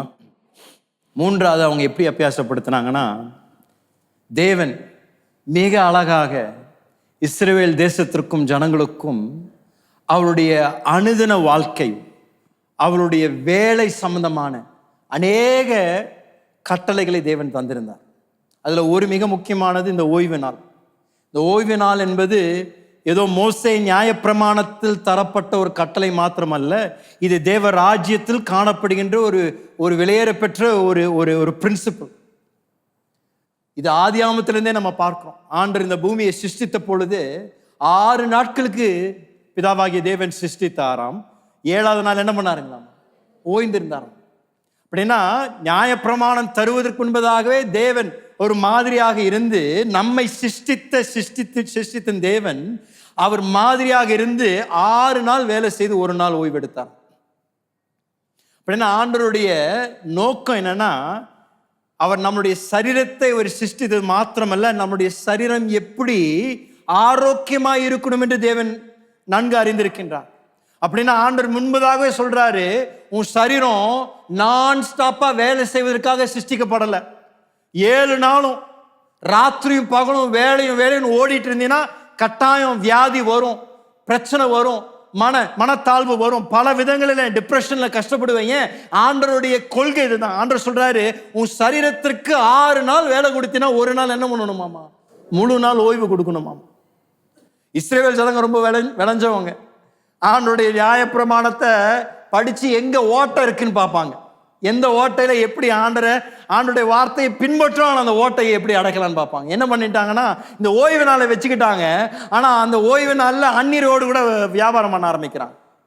அவங்க மனசு என்ன யோசித்தாங்கன்னா, ஆண்டவர் சொன்னது ஓய்வு நாளில் நம்ம யாருக்குள்ள நம்ம எதுவும் வியாபாரம் பண்ணக்கூடாது, அந்நியருக்கு தானே, அந்நியர்களுக்கு தேவ வார்த்தை அது அபியாசம் இல்லை, அவங்களோட நம்ம வேலை செய்துக்கலாம்னு சொல்லி அவங்க இந்த மாதிரி ஓட்டையில் அவங்க பாட்டுக்கு வேலை செய்துட்டு இருந்தாங்க. ஆனால் தேவ வார்த்தை வந்த உடனே மனம் திரும்பி அவங்க சொல்கிறாங்க, ஆண்டவரே இன்னிலிருந்து இந்த ஓய்வு நாளை ஒரு பரிசுத்த நாளாக நாங்கள் வைப்போம். ரெண்டாவது, இந்த அந்நியர்களோடு கூட அந்த நாளில் நாங்கள் எந்த ஒரு வேலையும் நாங்கள் வைக்க மாட்டோம் என்று ஒரு தீர்மானம் பண்ணுறாங்க. இன்றைக்கு தேவ ஜனத்தை பார்த்து நான் சொல்கிறேன், இதே கொள்கை இன்றைக்கும் நம்முடைய வாழ்க்கையில் அபியாசப்படுத்தும். அப்படின்னா கட்டாயம் 1 நாள் உங்களுக்கு ஓய்வு நாள் என்று இருக்கணும். உங்கள் சரீரத்திற்கு ஒரு ஓய்வு நாள் கொடுக்கணும். குடும்பத்தோடு நேரத்தை செலவு செய்வதற்கு ஒரு நாள் குறிப்பாக பிரித்து எடுத்து வைக்கப்பட்டிருக்கணும். தேவ ராஜ்யத்திற்காக சபைக்கு வரக்கூடிய ஒரு நாள் இருக்கணும் நம்முடைய வாழ்க்கையில். இன்றைக்கு நம்மளுடைய கலாச்சாரத்திலையும் நம்முடைய தேசத்திலையும் இருக்கக்கூடிய பழக்கம் 7 நாளும் வேலை விடாமல். இன்னைக்கு ஒர்க் ஃப்ரம் ஹோம் கொடுக்குற தலைவலிக்கு கொஞ்சம் நஞ்சம் இல்லை. வீட்டில் தான் உட்காந்துருக்கிறாங்க, ஆனால் ராத்திரியும் பார்க்கணும் சில பேர் வேலை செய்து கொண்டே இருக்கிறாங்க. ஆனால் ஆண்டவருடைய வார்த்தையில் சொல்லப்படுகிறது தெளிவாக, ஆண்டவர் சொல்றார், ஒரு நாள் என்ன பண்ணணுமாமா? ஓய்வு எடுக்கணும். ஒரு நாளை, அந்த நாளை தேவனுக்கென்றே பரிசுத்த நாளாக நம்ம அவருக்கு தரணும் என்று தேவ வார்த்தை சொல்லுகிறது. இதை நம்ம செய்யும் பொழுது அந்த ஆசீர்வாதம், அந்த கிருபை, தேவனுடைய பலன் நம்ம மேல நிச்சயம் தங்கியிருக்கும். ஒவ்வொருவரும் இந்த மிக முக்கியமான இந்த கொள்கையை தங்களுடைய வாழ்க்கையில் அபியாசப்படுத்துவது அவசியம். எனக்கு ஞாபகம் இருக்கு, சின்ன வயசுல ஞாயிற்றுக்கிழமைனாலே வெளியே கடைக்கு போனால் கூட முக்கால்வாசி கடைகள்லாம் சாத்தி தான் கிடக்கும். டவுனே கொஞ்சம் அமைதியாக இருக்கும். இன்றைக்கெல்லாம் அப்படி இல்லை. எங்கே போனாலும் இன்றைக்கி எல்லா நாள் மாதிரி தான். ஞாயிற்றுக்கிழமை இன்னுமே பிஸியான நாள் ஞாயிற்றுக்கிழமை நாள் தான். எல்லோரும் வெளியே இருக்கிறாங்க, எல்லோரும் ஷாப்பிங் போகிறாங்க. நான் சின்ன வயசில் இருந்த பொழுது என் பாட்டி ரூத்தம்மா ரொம்ப ஸ்ட்ரிக்டாக இருப்பாங்க. அவங்க ஞாயிற்றுக்கிழமைனா சர்ச்சு விட்டா வீடு, இதுதான், வேறு எங்கேயும் போகக்கூடாது, எதுவும் செய்யக்கூடாது. என்னை பல முறை பார்த்து சொல்லிக்கிறாங்க, டெரி புக்கை திறக்கக்கூடாது, ஸ்கூல் புக்கை படிக்கக்கூடாது. நான் எவ்வளோ தூரம் பார்த்து பாட்டி எங்கள் அப்பாவுக்கும் கொஞ்சம் சொல்லுங்கள், கேட்க மாட்டேன்றாருன்னு சொல்லுவேன். அவங்க அவ்வளோ ஸ்ட்ரிக்டாக இருப்பாங்க. ஸ்கூல் படிக்கக்கூடாது ஞாயிற்றுக்கிழமை, அது தேவனுடைய நாள், இது ஓய்வு நாள், மனதுக்கு ஓய்வு கொடுக்கணும் என்று அவ்வளோ தூரம் அதை கவனமாக இருப்பாங்க. இன்றைக்கு அப்படி இல்லை. இன்றைக்கி சில நேரத்தில் சர்ச்சுக்கு வரோம், முடிச்சுட்டு வேலைக்கு போகிறோம், குடும்பத்தோட நேரத்தை செலவு பண்ணுவதில்லை, சர்ச்சிலையும் ஒழுங்காக உட்காருவதில்லை, அது பாதியில் எந்திரிச்சு ஓடுறோம். நான் சொல்கிறேன், இது மிக முக்கியமான தேவனுடைய கொள்கை. இதை நாம் பின்பற்றும் பொழுது தேவனுடைய ஆசீர்வாதம் நம்முடைய வாழ்க்கையில் இருக்கும். ஆண்டு இதுவும் சொல்கிறாரு, உங்கள் வயல் நிலத்தை 7 வருடங்களுக்கு ஒரு தடவை என்ன பண்ணணுமாம்மா? ஓய்வு கொடுக்கணுன்றார். யோசித்து பாருங்களேன், அவங்கள சுற்றி இருக்கிற மற்ற தேசங்கள், ஜாதிகள்லாம் ஒவ்வொரு வருஷமும் அவங்க உழுவுறாங்க, ஒவ்வொரு வருஷமும் அவங்களுக்கு அறுவடை வருது. ஆனால் தேவ பிள்ளைகளுக்கு இது ஆண்டவர் சொல்கிறாரு, நீ ஒரு வருஷம் ஃபுல்லாக எதுவும் பண்ணாதன்றார். அப்படின்னா என்ன சொல்லி கொடுக்குறாருன்னா, உனக்கு ஐஸ்வர்யத்தை பெற்றுக்கொள்ளக்கூடிய கிருபையை நான் தான் தரேன். அவங்கள மாதிரி நீ வேலை செய்யலைனா கூட அவங்கள காட்டிலும் நான் உன்னை ஆசீர்வாதமாக வச்சுப்பேன். உலகம் சுற்றிலும் தேசங்கள் 7 வருஷமும் அவங்க உழுது 7 வருஷமும் விதை போடுவாங்க. ஆனால் நீ என்னுடைய பிள்ளையா இருக்கணும், 7ஆம் வருஷம் நீ இழைப்பாரு, 7ஆம் வருஷம் ஒன்றும் பண்ணாத, ஆனாலும் உன்னை நான் ஆசீர்வதிப்பேன், ஆனாலும் உன்னை பெருக செய்வேன், ஆனாலும் என் மகிமை உனக்கு தருவேன் என் ஆண்டவர் சொல்றாரு. அதுதாங்க ஆண்டவர் நமக்கும் சொல்றாரு. ஆண்டவர் சார், நீ மற்றவங்க மாதிரி அங்கேயும் ஓடி இங்கே ஓடி அந்த பிஸ்னஸ் டீல் கிடைக்குமா, இங்கே பிஸ்னஸ் டீல் கிடைக்குமா, அங்கே வேலை கிடைக்குமா, இங்கே வேலை கிடைக்குமா, அதெல்லாம் தேடிட்டு இருக்காது. ஆண்டவர் சொல்றாரு, முதலாவது தேவனுடைய ராஜ்யத்தையும் அவருடைய நீதியை தேடு, அப்பொழுது இவைகள் எல்லாம் உனக்கு கூட கொடுக்கப்படும் என்று ஆண்டவர் சொல்றாரு. அப்படின்னா இது தேவ பிள்ளைகளுக்கு இருக்க வேண்டிய ஒரு வெளிப்பாடு. நான் உலகத்தார போல நான் அதை தேடி ஓட மாட்டேன். என்னுடைய தேவன் தம்முடைய வார்த்தையில தந்திருக்கின்ற கட்டளைகளுக்கும் ஆலோசனைகளுக்கும் நான் கீழ்ப்படிந்து வாழும் பொழுது, வெளிப்படையா என்னை பார்க்கும் பொழுது நான் செய்யக்கூடிய காரியங்கள் ஒருவேளை அவங்களுக்கு புரியாமல் இருக்கலாம். ஆனா தேவன் சொன்னார், நான் செய்யறேன், அது எனக்கு ஆசீர்வாதமா தான் முடியும் என்று நீங்க வாழ்வீங்கன்னா நிச்சயம் தேவன் உங்களை ஆசீர்வதிப்பார். அமெரிக்க தேசத்துல அநேக $multi-billion கம்பெனிஸ் உண்டு. $multi-billion companies கிறிஸ்துவர்களாக ஸ்தாபிக்கப்பட்டு நடத்தப்படுகின்றது. சிக்-ஃபிலே என்று சொல்லப்பட்ட ஒரு மிகப்பெரிய ஒரு பிஸ்னஸ், சாப்பாட்டு கடை, ஒரு கிறிஸ்துவ மனிதன், ஒரு சபையில் ஒரு மூப்பராக இருந்த ஒரு மனிதன் ஸ்தாபித்த ஒரு அருமையான ஒரு வியாபாரம். இன்றைக்கும் மிக பிரபலமாக அமெரிக்க தேசத்திலும் பல தேசங்களில் நடத்தப்படுகின்ற ஒரு சாப்பாட்டு கடை. அவர் ஆரம்பித்த நாளிலிருந்து இன்றைக்கு வரைக்கும் அவர் என்ன சொல்லியிருக்கிறாருன்னா, என்னுடைய கடை ஞாயிற்றுக்கிழமை திறக்கப்படாது, ஞாயிற்றுக்கிழமை ஓய்வு நாள், என்னுடைய வேலை செய்ய, என்னுடைய கம்பெனியில் வேலை செய்கிறவங்க அத்தனை பேரும் சபைக்கு போகணும், குடும்பத்தோடு இருக்கணும். அதுதான் அவருடைய பிரதிஷ்டையாக இருந்தது. ஆரம்பித்தார். இன்றைக்கு வரைக்கும் அவருடைய கம்பெனி எவ்வளோ வருடங்கள், 40-50 வருடங்களாக அவங்க கம்பெனி நடந்து கொண்டு இருக்கின்றது. வேற எந்த கம்பெனிக்கு இல்லாத சாதனை என்னன்னா, இதுவரைக்கும் அவங்களுடைய கம்பெனியில் 1 வருடம் கூட லாஸ் இல்லை, 1 வருடம் கூட அவங்க எந்த விதத்திலும் பின்தங்கல. ஆரம்பித்த நாள்லேருந்து இது வரைக்கும் அவங்க தொடர்ந்து பெருகி கொண்டே தான் இருக்கிறாங்களே தவிர, அவங்க ஞாயிற்றுக்கிழமை வியாபாரம் பண்ணலைன்னா கூட ஞாயிற்றுக்கிழமை பண்ணக்கூடியவர்களை காட்டிலும் இவளுக்கு அதிகமாக வியாபாரத்தை தேவன் மற்ற நாட்களை தந்து மிகப்பெரிய ஒரு பலனை தேவன் தரான். அப்படின்னா ஆண்டவர் அற்புதமானவருங்க. அவருடைய வார்த்தைக்கு நீங்க செவி கொடுத்தீங்கன்னா போதும், உங்களை ஜாதிகளுக்கு ஒரு மாதிரியாக தேவன் வைத்து அவருடைய மகிமையை வெளிப்படுத்துவார். அதான் இஸ்ரவேல் ஜனங்க சொல்றாங்க, இனியும் நாங்கள் அந்த ஓய்வினால கவனமாக நாங்கள் காத்துக்கொள்ள போகிறோம். அந்த 7ஆவது வருடம் நீங்கள் சொன்னது போல் எங்களுடைய வயல் நிலத்தில் நாங்கள் எதையும் நாங்கள் செய்ய மாட்டோம், விட்டுற போகிறோம். நீங்கள் எங்களை போஷிக்க போகிறீங்க, நீங்கள் எங்களை காத்துக்கொள்ள போகிறீங்க என்ற அந்த நம்பிக்கையோடு நீங்கள் வாழ்க்கை வாழ்வோம் என்ற ஒரு பிரதிஷ்டை செய்கின்றார். 4வது அவங்களை அபியாசப்படுத்தின தேவ வார்த்தை என்னவா இருந்தது என்றால், அவருடைய முன்னுரிமைகளுக்கும் அவருடைய அர்ப்பணிப்புக்கும் தேவ வார்த்தையை அவர்கள் அபியாசப்படுத்தினார்கள். சொல்லப்படுகின்றது 39ஆம் வசனத்தில் கடைசி வாக்கியத்தை வாசிங்களேன். அவங்க சொல்றாங்க, இவ்விதமாய் நாங்கள் எங்கள் தேவனுடைய ஆலயத்தை பராமரியாமல் விடுவதில்லை என்று திட்டம் பண்ணி கொண்டோம். இவ்விதமாக நாங்கள் தேவனுடைய ஆலயத்தை பராமரியாமல் விட்டு விடுவதில்லை என்று நாங்கள் திட்டமிட்டோம். அதற்கு நீங்கள் முன்பதாக இருக்கின்ற 8 வசனங்களை வாசித்தீங்கன்னா அவங்க ஒன்றுன்னா விட்டு சொல்கிறாங்க. இதெல்லாம் அவங்க செய்ய போகிறாங்கன்றத சொல்கிறாங்க மிக அழகாக தெளிவாக. தேவனுடைய ஆலயத்தின் பொறுப்புகளை அவர்கள் எப்படி நிறைவேற்றப் போகின்றார்கள். வெறும் அந்த ஆலயத்தின் வரி மாத்திரம் கட்டுவதில்லை, தசமாகும் காணிக்க மாத்திரம் இல்லை, அந்த பலிகள் செலுத்தும் பொழுது கூட அதற்கு தேவையான விறகை யார் கொண்டு வர போகிறாங்க, எப்போ கொண்டு வர போகிறாங்க, என்ன செய்ய போகிறாங்க, புள்ளி விவரமாக அந்த தேவ ஆலயத்தின் பொறுப்புகளுக்கு இஸ்ரவேல் ஜனங்கள் முன்னுரிமை கொடுத்து தேவ பிரசனத்தில் ஒரு உடன்படிக்கை செய்கிறாங்க. இன்னிலிருந்து தேவ ஆலயத்தின் பராமரிப்புக்காக நாங்கள் கவனத்தை செலுத்த போகிறோம் என்று சொல்கிறாங்க. என்ன ஒரு அற்புதமான ஒரு அர்ப்பணிப்பு, ஒரு உடன்படிக்கை. தேவ வார்த்தை அவள் கேட்ட பின்பதாக, அவள் தேவ வார்த்தையின் மூலமாக தொடப்பட்ட பின்பதாக அவர்கள் செய்த தீர்மானங்களில் கடைசி தீர்மானம் சொல்கிறாங்க, இனிமேல் நாங்கள் லேவியர்களோடு கூட சேர்ந்து எங்களுடைய தசம்பாங்களை, ஆலயத்துக்கு செலுத்த வேண்டிய காணிக்கைகள், ஆலயத்தில் நடக்கக்கூடிய ஊழியங்களுக்கு எங்களுடைய முழு ஒத்துழைப்பை கொடுத்து நாங்கள் முழுமையாக அதில் பங்கு பெற்று நாங்கள் இதில் எங்களுடைய அர்ப்பணிப்பை நாங்கள் காமிப்போம் என்று ஒரு தீர்மானத்தை எடுக்கின்றார். உண்மையாகவே நான் தேவனை துதிக்கிறேன். தேவன் நமக்கு ஒரு அற்புதமான ஒரு சபையை தந்திருக்கின்றார். அற்புதமான தேவ பிள்ளைகள் நம்மளுடைய சபையில் தேவன் தந்திருக்கின்றார்.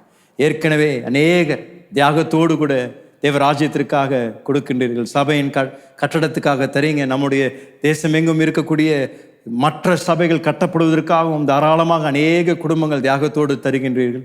தசமாகங்களை அநேக குடும்பங்கள் மிக உண்மையோடு கூட தசமாகத்தை தேவ ஆலயத்தில் கொண்டு வந்து செலுத்துகின்றார்கள். பல விதங்களில் பல இடங்களில் தேவனுடைய ஆலயத்தின் ஊழியத்தில் அநேகர் ஈடுபட்டு இருக்கின்றீர்கள்.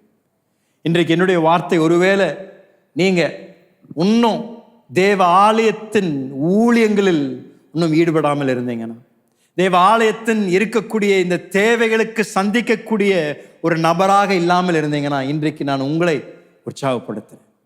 ஆண்டவர் உங்களை இந்த சபையில வைத்திருப்பதற்கு ஒரு நோக்கம் உண்டு. நீங்கள் இந்த சபைக்கு ஒரு தூணாக இருக்கும்படியாக தேவன் விரும்புகின்றார். நீங்கள் ஒரு நாணல் அல்ல, என்னங்க, ஒரு தூண். உங்கள் மூலமாக அநேகர் கட்டப்படணும், அநேக காரியங்களை நீங்கள் தாங்கணும், அநேக ஊழியங்களை தாங்கணும். ஆண்டவர் உங்களையும் என்னையும் அழைத்த நோக்கம் ஏதோ ரட்சிக்கப்பட்டு அப்படியே காலத்தை சும்மா கடத்தி விட்டு தேவராஜ்யத்துக்கு போவதில்லை. இந்த பூமியில ரட்சிக்கப்பட்ட பின்பதாக அந்த தெய்வீக நோக்கங்களை அறிந்து அந்த தெய்வீக நோக்கங்களை நிறைவேற்ற தேவன் விரும்புகின்றார். அப்படி என்றால் இங்கு அமர்ந்திருக்கின்ற ஒவ்வொருவரும் ஒருத்தர் விடாம ஒவ்வொருவருக்கும் தேவன் இந்த சபையில, இந்த திருச்சபையில ஒரு பொறுப்பை வைத்திருக்கின்றார். ஆண்டவர் உங்களுக்கென்றே ஒரு நோக்கத்தை வைத்திருக்கின்றார். ஒவ்வொரு அவயத்திற்கும் எப்படி ஒரு பொறுப்பு இருக்கின்றதோ சரீரத்தில், அதே போல தேவ ராஜ்யத்திலும் ஒவ்வொரு விசுவாசிக்கும் தேவன் அவளுக்கென்றே ஒரு குறிப்பான ஒரு பொறுப்பையும் ஒரு நோக்கத்தையும் வைத்திருக்கின்றார். அதை நீங்க அறிந்து கொள்வது அவசியம். ஏதோ ஒரு விதத்தில் இந்த சபையில நீங்கள் ஈடுபடணும், ஊழியங்களில் ஈடுபடணும். இங்க உதவியாளராக இருக்கலாம், ஒரு சண்டே ஸ்கூல் டீச்சரா நீங்க உங்களை அர்ப்பணிக்கலாம், பார்க்கிங்ல உதவி செய்யலாம், இல்ல சனிக்கிழமை வந்து சுத்தப்படுத்தலாம், இல்லை வேணா ஜீவக்குழு நடத்துவதற்கு உங்க வீட்டை திறந்து கொடுக்கலாம், அல்ல ஜீவக்குழு நடத்துவதற்கு நீங்கள் பயிற்சி பெற்றுக் கொள்ளலாம். ஏதோ ஒரு விதத்தில் தேவ ராஜ்யத்திற்கு நீங்கள் பிரயோஜனமுள்ள ஒரு பாத்திரமாக நிச்சயம் நீங்கள் இருக்கலாங்க. நான் ஒன்று சொல்றேன், இந்த சபையில் நீங்கள் இருக்கிறனால அவருக்கு முன்னாடி நிற்கும் பொழுது உங்களுக்கு சாக்கே இல்லை. என்னங்க இல்லைங்க, சாக்கு போக்குன்னு இல்லை. அவர்கிட்ட போய் ஆண்டவரே எனக்கு ஒன்றும் கொடுக்கல, என்னை இன்னும் செய்ய சொல்லலை, எனக்கு எந்த பொறுப்பும் தரலன்னு யாரும் வாயை திறந்து நீங்கள் அங்கே சொல்ல முடியாதுங்க. அதுக்கு பதிலாக இப்போ சொல்கிறேன், தேவ பலிபீடத்துலேருந்து உங்களுக்கு தேவன் வைத்திருக்கின்ற அற்புதமான நோக்கங்களை நீங்கள் செய்ய நீங்கள் உங்களை அர்ப்பணிக்கும் பொழுது ஆண்டவர் உங்களை கொண்டு அநேக வாழ்க்கைகளை தொட தேவன் வல்லவராயிருக்கின்றார். அநேக நபர்களை தேவன் உங்களுடைய ஊழியத்தின் மூலமாக மறுரூபப்படுத்த தேவன் வல்லவராயிருக்கின்றார். ஒவ்வொரு தேவ பிள்ளைக்கும் இந்த ஒரு வாஞ்சை வரணும். ஏதாவது நான் செய்யணும் தேவராஜ்யத்திற்காக. ஏதோ ஒரு விதத்தில் என்னுடைய பலன், என்னுடைய திறமை, என்னுடைய தேவன் எனக்கு தந்திருக்கின்ற ஐஸ்வர்யம் ஏதோ ஒரு விதத்தில் தேவ ராஜ்யத்திற்காக பயன்படுத்தப்படணும் என்ற ஒரு வாஞ்சை ஒவ்வொருவருக்கும் தேவை. ஒருவேளை நீங்கள் இந்த சபையின் ஒருவேளை தேவைகளில் ஒன்று ஈடுபடாமல் இருந்தீங்கன்னா தேவன் உங்களோடு கூட இந்த காலையில் பேசுவாராக. இந்த சபையில் அங்கமாக இருக்கின்ற ஒவ்வொருவரும் இந்த சபையின் தேவைகளை தாங்கக்கூடியவர்களாக, தாராளமாக சபையின் ஊழியங்களுக்கு தரக்கூடியவர்களாக, தசமாங்களை கொடுக்கக்கூடியவர்களாக தேவன் உங்களை உருவாக்கி உங்களை எழுப்பி உங்கள் மூலமாக அநேகரை தேவன் தொட தேவன் அதை பயன்படுத்துவாராக நான் ஜெபிக்கிறேன். இந்த அருமையான அதிகாரத்தை நீங்கள் வாசிக்கும் பொழுது என்ன ஆச்சரியம்னா, இவங்க அந்த 7 நாட்கள் சபையாராக ஒன்றாக இணைந்து தேவனுடைய நியாயப்பிரமாணம் வாசிக்கப்படுவதும் ஆராதிப்பதும் தேவ பிரசனத்தில் இருப்பதும் நம்ம வாசிக்கிறோம். ஆனால் அவ்வளோ ஒரு பெரிய எழுப்புதலுக்கு பின்பதாக அவங்க என்ன பண்ணுறாங்கன்னா தேவ வார்த்தையை தெளிவாக நடைமுறைப்படுத்தக்கூடிய ஒரு கூட்டமாக இருக்கிறாங்க. அந்த அதிகாரம் முடியும் பொழுது நீங்கள் பார்க்குறீங்க, கோத்திரமாக எல்லாம் முன்பதாக வந்து கையெழுத்து போட்டு தேவனோடு கூட ஒரு உடன்படிக்கை செய்கிறாங்க. ஆண்டவரே, எங்களோடு கூட நீங்கள் பேசிட்டீங்க, எங்கள் வாழ்க்கையை நீங்கள் தொட்டுட்டீங்க, எங்களை பிரித்து எடுத்துட்டீங்க. நாங்கள் இன்றையிலேருந்து நாங்கள் ஒரு பிரதிஷ்டை செய்கிறோம், ஒரு உடன்படிக்கை செய்கிறோம். இன்றையிலேருந்து நாங்கள் உங்களுடைய பிள்ளைகளையா உம்முடைய ராஜ்யத்திற்காக நாங்கள் சாட்சியாக வாழ்வோம். எங்கள் குடும்பங்களை உம்முடைய ராஜ்யத்திற்காக நாங்கள் எழுப்புவோம். எங்கள் வேலை ஸ்தலத்தில் உமக்காக சாட்சியாக நாங்கள் வாழுவோம். எங்களுடைய எல்லா முன்னுரிமைகளும் எங்களுடைய எல்லா அர்ப்பணிப்புலையும் தேவனுடைய ராஜ்யத்திற்கு முதலிடத்தை கொடுத்து எங்கள் வாழ்க்கையை வாழ்வோம் என்று ஒரு தீர்மானத்தை செய்கின்றார். என்னுடைய ஜெபம், அப்படிப்பட்ட அநேகரை தேவன் நம்முடைய சபையில் எழுப்புவாராக. தேவ வார்த்தையை கேட்டுவிட்டு மாத்திரம் போகக்கூடியவர்கள் அல்ல, தேவ வார்த்தையை கேட்டு அதற்கு தங்களை ஒப்பு கொடுத்து அதன் மூலமாக தேவனுடைய அற்புத கரத்தை தங்களுடைய வாழ்க்கையில் அனுபவிக்கக்கூடிய அநேக விசுவாச குடும்பங்களை தேவன் எழுப்புவாராக. எழுப்பி நிற்கலாமா? தேவ பிரசனத்தில் உங்களோடு கூட நான் ஜெபிக்கும்படியாக விரும்புகிறேன். இன்றைக்கு தேவன் கட்டாயம் ஒவ்வொருவரோடு கூட பல விதங்களில் பேசியிருப்பார் என்று நான் விசுவாசிக்கிறேன். நான் பேசி கொண்டிருக்கிற இந்த நேரத்தில் பரிசுத்த ஆவியானவர் உறுத்தினார். பலருடைய இருதயத்தில் எந்தெந்த இடத்தை எதெல்லாம் சரி செய்யணுமோ, எதெல்லாம் மாற்றணுமோ, என்னெல்லாம் நீங்கள் விட்டு விடணுமோ அதெல்லாம் பேசவே பரிசுத்த ஆவியானவர் பலரோடு கூட நிச்சயம் இடைப்பட்டிருக்கின்றார். இது ஒரு அர்ப்பணிப்பின் நேரம், இது ஒரு தீர்மானத்தின் நேரம். நீங்க கேட்டீங்க, தேவ வார்த்தை உங்களுக்கு நேராக வந்தது, அப்படியே கேட்டு விட்டு சும்மா போயிடாதீங்க. அதை போல ஒரு மிகப்பெரிய பரிதாபம் வேறு எதுவுமே இல்லை. கேட்டது பின்பதாக உங்களை நீங்கள் தாழ்த்தி, ஆண்டவரே உங்க வார்த்தையை நான் கேட்டுட்டேன், உன் வார்த்தைக்கு நான் செவி கொடுக்கிறேன், இதை நான் சரி செய்ய விரும்புகிறேன், இதை நான் விட்டுவிட விரும்புகிறேன், இதை நான் அர்ப்பணிக்க விரும்புகிறேன், இதை நான் இன்னைக்கு இதை நான் உங்க கரத்தில் கொடுக்க விரும்புகிறேன் என்று ஒரு தீர்மானத்தை தேவ பிரசனத்தில் எடுக்க ஒவ்வொருவருக்கும் இந்த காலையில் அந்த கிருபையை தருவாராக. ஒரு நிமிடம் என்னோடு கூட கரங்களை உயர்த்துங்க. எல்லா இடங்களிலும் தேவ பிள்ளைகள் கரங்களை உயர்த்தி பரிசுத்த ஆவியின் இடத்துல கேளுங்க. ஆவியானவரே, என்னோடு கூட நீர் பேசினதற்காக நன்றி. இன்றைக்கு உம்முடைய வார்த்தைக்கு நான் செவி கொடுக்கிறேன், உம்முடைய வார்த்தைக்கு நான் கீழ்ப்படிய விரும்புகிறேன். எனக்குள்ள ஒருவேளை உமக்கு பிரியமில்லாத ஒரு பழக்கமாக இருக்கலாம், ஒரு நட்பாக இருக்கலாம், அல்ல ஒரு பேச்சாக இருக்கலாம், அல்ல ஒரு உறவாக இருக்கலாம். என்னவா இருந்தாலும் இந்த காலையில் உம்முடைய வார்த்தை கேட்ட பின்பதாக அந்த வார்த்தைக்கு நான் என்னை ஒப்பு கொடுக்கிறேன். ஆண்டவரே, நான் என்னை ஒப்பு கொடுக்கிறேன். ஆண்டவரே, நீங்க வாங்க இந்த காலையில ஒவ்வொருவரோடு கூட பரிசுத்த ஆவியானவரே உம்முடைய வார்த்தையின் மூலமாக இடைபடுங்க. நான் ஜெபிக்கிறேன், எங்களை கிறிஸ்துவை போல உருவாக்குங்க. கிறிஸ்துவின் சாயல் எங்களுக்குள் உருவாக்கப்படுவதாக.